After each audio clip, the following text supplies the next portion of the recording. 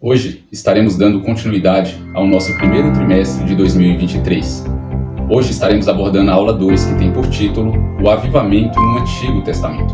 Na aula passada, tivemos o título da primeira lição, O Avivamento Espiritual. A primeira lição tem um cunho introdutório, e entendo eu que a coisa mais importante era definir o que é avivamento. Este foi o objetivo mais importante da lição de número 1, porque todo o restante do trimestre será norteado pela definição desta palavra, o avivamento espiritual. E observamos que o avivamento espiritual é uma intervenção direta de Deus, é uma obra exclusiva de Deus. Deus, é o Senhor desnudando o seu braço e operando com extraordinário poder nos santos e pecadores. Entendendo que é uma obra exclusiva de Deus, podemos ainda definir que o avivamento é o retorno aos princípios que caracterizava a igreja primitiva. É o retorno à Bíblia, como a nossa única regra de fé e prática. É o retorno à oração, como a mais bela expressão do sacerdócio cristão. É o retorno às nossas experiências, ou o retorno às experiências genuínas com Cristo. É o retorno à grande comissão. Avivamento é um novo começo de obediência a Deus. Em suma, avivamento é o reaparecimento da igreja como agência por excelência do reino de Deus. E hoje estaremos vendo exemplos no Antigo Testamento de avivamento. Por isso, não percam esta pré-aula de Escola Bíblica Dominical. Olá, tudo bem? Seja bem-vindo ao meu canal Conteúdo EBD. E hoje daremos continuidade ao nosso primeiro trimestre de 2023. Na lição de hoje está com subsídios riquíssimos de exemplos acerca do avivamento no Antigo Testamento. É bem verdade que é uma visão panorâmica, porque muitos são os exemplos que poderia ser citado no Antigo Testamento. Mas, com a visão panorâmica, veremos hoje alguns dos exemplos, analisaremos e veremos a importância desses exemplos para os avivamentos nos dias de hoje. O nosso texto áureo nos diz assim: Então disse, eis que eu faço um concerto. Farei diante de todo o teu povo maravilhas que nunca foram feitas em toda a terra, nem entre gente alguma. Êxodo, capítulo 34, versículo 10, parte A. A nossa verdade prática diz assim: a Bíblia revela que Deus responde ao seu povo com muitos avivamentos, como resposta às orações e súplicas. Então Deus responde o povo com muitos avivamentos, mas quando estes oram e suplicam, e é isso que veremos no decorrer desta aula. No nosso primeiro ponto, panorama dos avivamentos no Antigo Testamento. Veremos o avivamento no tempo de Moisés, o avivamento no tempo de Samuel e o avivamento no tempo de Josias. Eu me deterei bastante, principalmente no de Samuel. Acredito que tem subsídios interessantíssimos para darmos uma olhada, como em toda a lição. Mas para que o vídeo não fique muito grande, focarei bastante em alguns detalhes que, acredito eu, que será de grande importância e ajudará bastante para nortear na sua aula, nobre professor, nobre professora. No nosso primeiro ponto, o avivamento no tempo de Moisés. É interessante aqui narrar o contexto, assim como está explicando aqui na revista. Explicar que o faraó que conheceu José morre e se levanta outro faraó que não conheceu José. Esta referência podemos estar confirmando em Êxodo, capítulo 1, versículo de número 8. E na feita que se levanta este faraó que não conheceu José, ele vê que o povo de Israel é muito numeroso e ele teme. Aliás, ele vê que o povo de Israel é muito numeroso e ele usa de astúcia, ou, como fala lá, usemos de sabedoria, na linguagem Almeida Revista e Corrigida.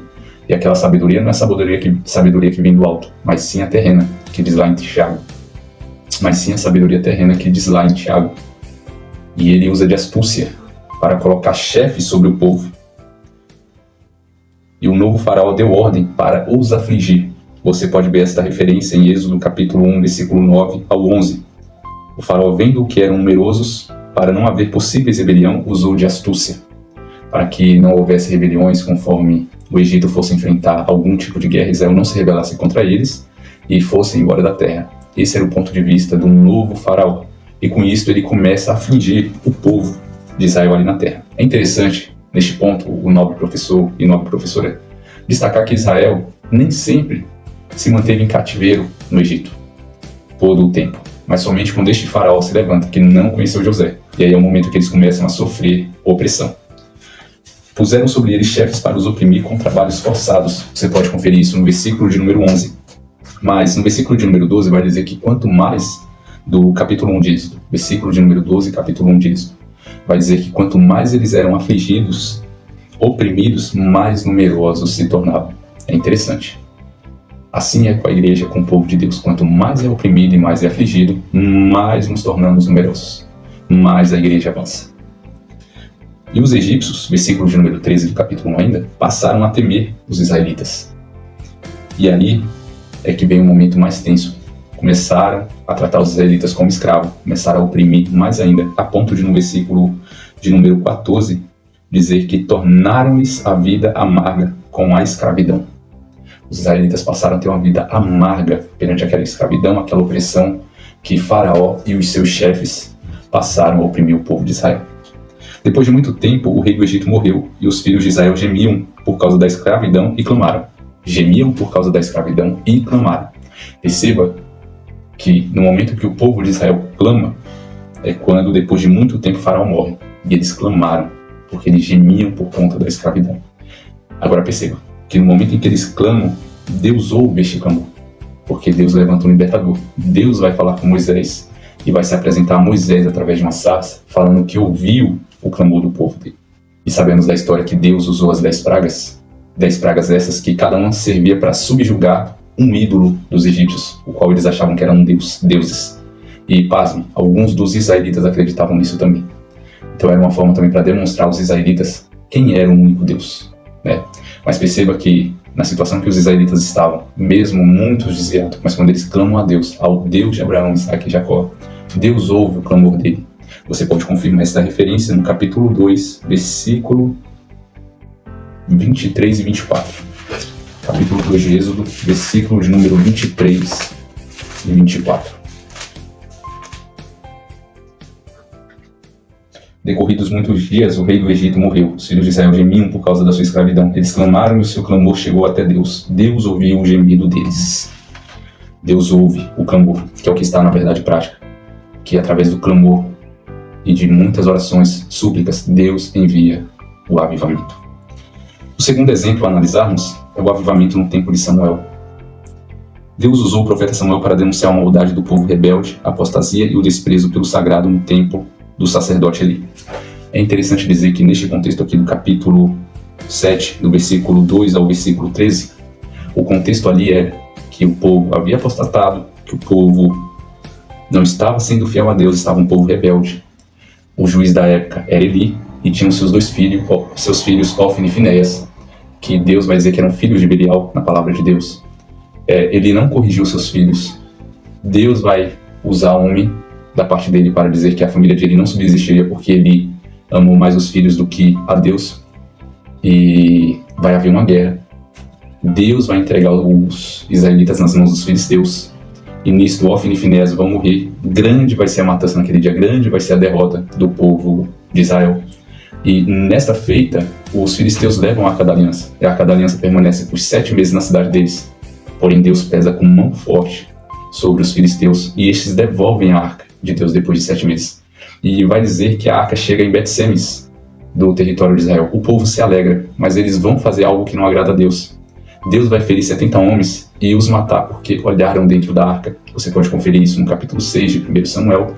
É interessante dizer que passaram-se 20 anos, e nesses 20 anos o povo lamentava e chorava, ou como diz aqui, e toda a casa de Israel dirigia lamentações ao Senhor durante os 20 anos. Agora perceba, depois de 20 anos, o que Samuel diz no versículo 3. Samuel falou a toda a casa de Israel, dizendo: se é de todo o coração que vocês estão voltando ao Senhor, então tirem do meio de vocês os deuses estranhos e o Astarotes. Preparem o coração ao Senhor e sirvam somente a Ele, e Ele livrará vocês das mãos dos filisteus. Foram 20 anos o povo de Israel clamando, levando lamentações diante do Senhor. Porém, eles clamavam e levavam as lamentações diante do Senhor, mas não se convertiam ao Senhor. Não se convertiam ao Senhor, e passaram 20 anos fazendo isso. E aí Samuel fala: se é de todo o coração que vocês querem voltar ao Senhor, se de todo o coração vos converteres. E aí Samuel vai dizer: vocês têm que tirar do meio de vocês todos os ídolos. Vocês precisam preparar o coração de vocês para receber o Senhor, para se voltar ao Senhor, para obedecer ao Senhor. E aí quando eles fazem isso, porque no versículo de número 4 vai falar que os filhos de Israel tiraram de seu meio os balaíns e os astarotes e serviram só ao Senhor. E aí no contexto vai dizer que Deus os livrou da mão dos filisteus. Perceba que quando eles levavam lamentações ao Senhor durante esses 20 anos, eram queixas. Até quando o Senhor vai nos ajudar? Até quando, Senhor? Esperando uma ação de Deus. Mas só que eles mesmos não estavam voltados para Deus de todo o coração. É interessante trazer isso para nós, porque o arrependimento é uma porta aberta para Deus. O arrependimento nos abre a porta da graça de Deus. Então Deus está pronto para agir. Mas só que Israel não havia se convertido de todo o coração durante esses 20 anos. Quando Samuel prega para eles e fala para eles se voltar, e se voltar seria abandonar todos os ídolos, aí sim a situação muda. Houve um arrependimento. Assim é nas nossas vidas. Perceba que enquanto houver ídolos em nossos corações, ou alguma coisa que tire a exclusividade de Deus, ou algo que estamos desobedecendo a Deus, não forem tirados, nós ficaremos clamando, clamando e clamando e clamando, que nem Israel passou 20 anos clamando.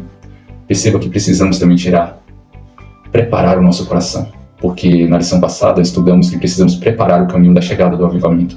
E preparar o caminho é preparar o nosso coração para receber esse avivamento. E preparamos o coração quando tiramos tudo aquilo que é empecilho, que impede de Deus ter a exclusividade em nossas vidas. É tirar o que não agrada a Deus e passar a servir e obedecer somente a Deus. Isaías capítulo 59, versículo 2 vai dizer que, o 59, versículo 1 e 2, que o ouvido do Senhor não está gravado para que não possa nos ouvir, e nem o braço dele recolhido para que não possa nos salvar. Mas é as vossas iniquidades que fazem separação entre vós e Deus. Durante esses 20 anos que Israel levou lamentações a Deus, esperando uma ação de Deus para os livrá-los, não era que Deus não estava ouvindo, é porque a iniquidade deles fazia separação entre eles e Deus. E assim é nos dias de hoje. O avivamento não virá enquanto não nos convertermos, não prepararmos o nosso coração e voltarmos completamente para Deus. É necessário prepararmos o nosso coração e obedecer a Deus. E isso exige arrependimento.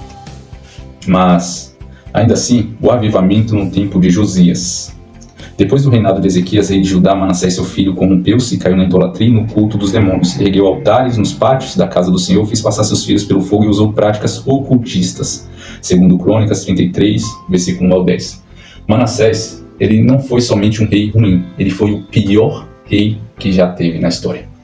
Agora perceba, o pior rei que fez aquilo que era mal aos olhos do Senhor, levou Israel a uma prática pior do que as nações vizinhas que eram pagãs.